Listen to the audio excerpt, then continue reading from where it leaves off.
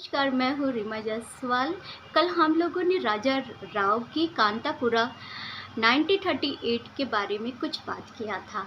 आज हम लोग इसके कैरेक्टर के बारे में बात करेंगे। इस कहानी में कांतापुरा जो कहानी है वो एक विलेज की है और इस कहानी को एक उम्र दराज कह सकते हैं महिला जिनका नाम है अचक्का, वो सुना रही हैं।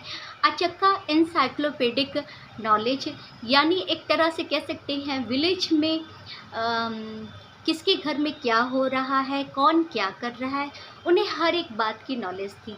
साथ ही साथ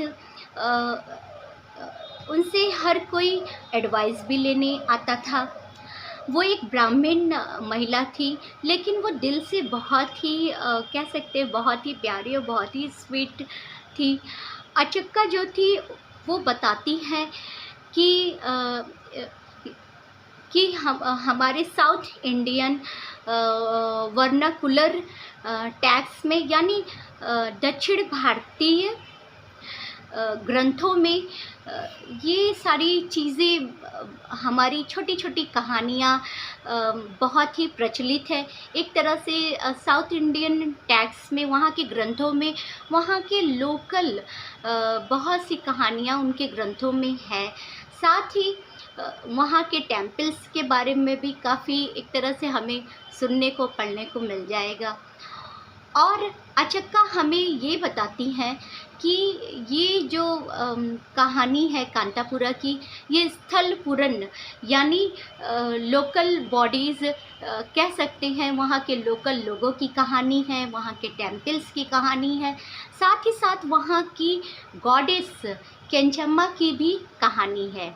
केंचम्मा जो वहाँ कांतापुरा की मान्यता है वहाँ के लोगों की कि जो केंचम्मा हमारी देवी है वो हमारे गांव की रक्षा करती है, यानी एक तरह से कह सकते हैं वो हमें प्रोटेक्ट करती है, संरक्षक प्रदान करती है।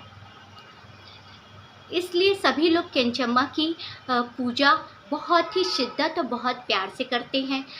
यहाँ पर अचक्का बोलती हैं कि ये जो कांतापुरा गांव है, यहाँ पर काफ़ी चीज़ें ट्रेडिशनल हैं।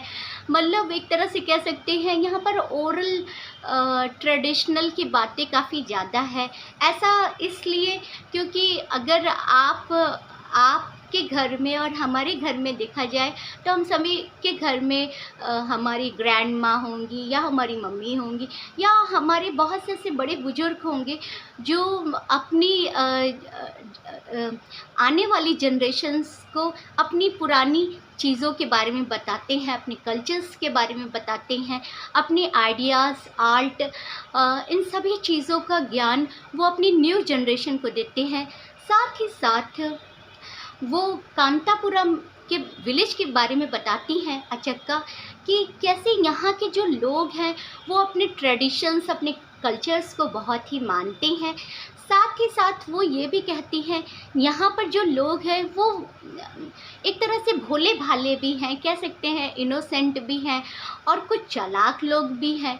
यहाँ पर हर कास्ट के लोग इस गांव में रहते हैं और ब्राह्मण जो कास्ट है वो काफ़ी अपर कास्ट मानी जाती है। और यहाँ पर एक तरह से वीवर्स, स्वीपर्स और परिहार कास्ट, मतलब बहुत तरह की कास्ट यहाँ पर बिलोंग करती है।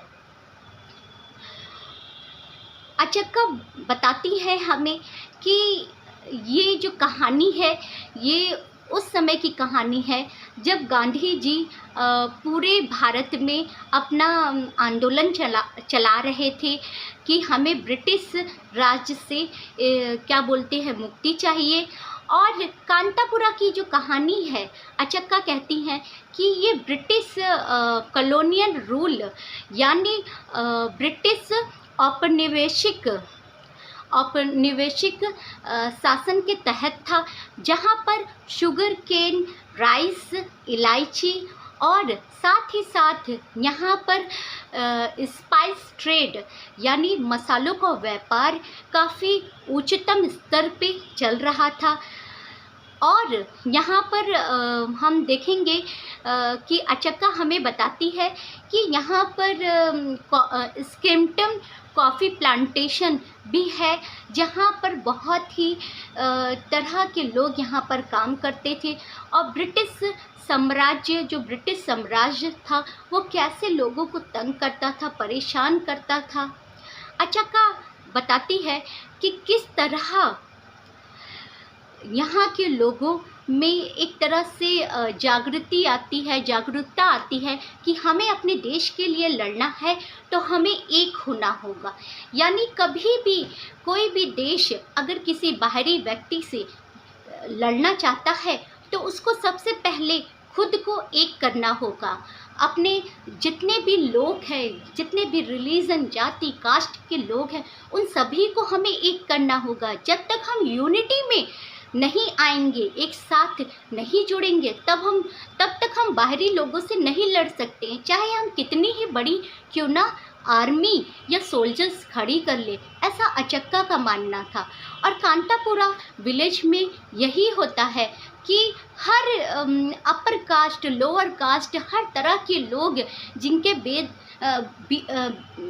बीच में मतभेद थे जाति और धर्म को लेकर, कैसे वो सब एक हो जाते हैं और ब्रिटिश कॉलोनियल के खिलाफ अपनी आवाज़ उठाते हैं।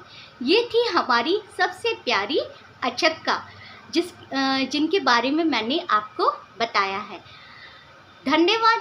कल हम और भी कैरेक्टर्स के बारे में बात करेंगे। आशा करती हूँ कि आपको कांतापुरा 1938 की अचक्का बहुत ही पसंद आई होंगी। Thank you.